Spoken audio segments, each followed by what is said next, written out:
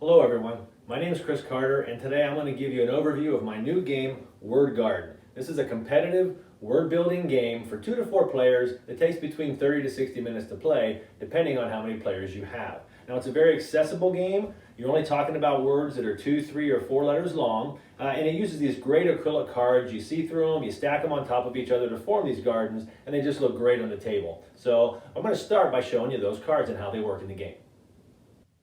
This is one of the design cards, and as you can see, it's made of clear acrylic. Now each card has a pattern of plants on it that's mirrored on the other side, and each of those plants also has a letter on it.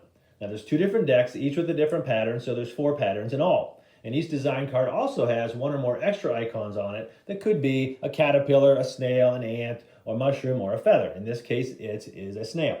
Now, if you take those 4 different patterns and you overlay them on top of each other, then you get a beautiful little word garden that looks something like this. And if you've done it right, then you've made words in the rows and in the columns, and that's how you score points.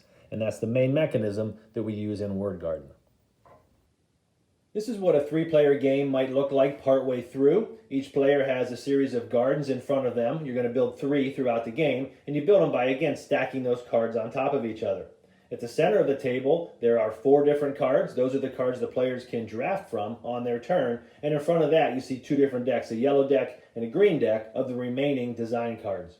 To the left of that yellow design deck is a goal card. That's a shared goal card, so all players get to see it, and all players will score bonus points from it at the end of the game. Each player also has a bonus card of their own that only they will score points from at the end, and they keep that hidden throughout the game. On your turn, you're going to draft one of these cards available to you and place it in your garden. Now you can pick these up and you can check them out, both sides, and see which one you like and if any of them works well with your garden. And if you do, when you find one that you think works well, then you take it, you place it in that garden, stacking it on top, and it stays in that garden for the rest of the game. Now, if you didn't see one that you liked, you could also choose one from either the yellow or the green deck and place that in your garden as well, but you can't look at those before you choose that.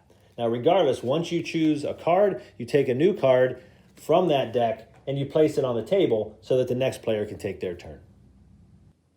Remember, as you're building your gardens, you're trying to form words in those gardens. So in this case, if we look at the top row, I formed the word wish. That's a 4-letter word. That's worth 6 points. If I look at the last column, though, I've only formed a 3-letter word there, has.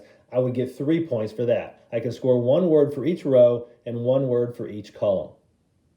Now remember, we also have bonus points we can score. This was the shared bonus card where every player scores 4 points for every ant present in their gardens. So for this particular garden, I would score 4 points because I have 1 ant down in this garden. I would do that for each of my gardens.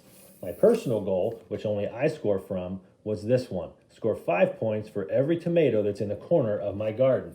And so when I look at this particular garden again, I have a corner tomato here, I have a corner tomato here, so I would score 10 points for tomatoes in this particular garden. And again, I would do that for all 3 of my gardens. At the end of the game, once everyone has built their gardens, you total up all of your points from words in your gardens as well as from the bonuses. You total them up, that's your score for the game, and the player with the most points wins. And that was Word Garden from 12G Games. Thank you so much for watching.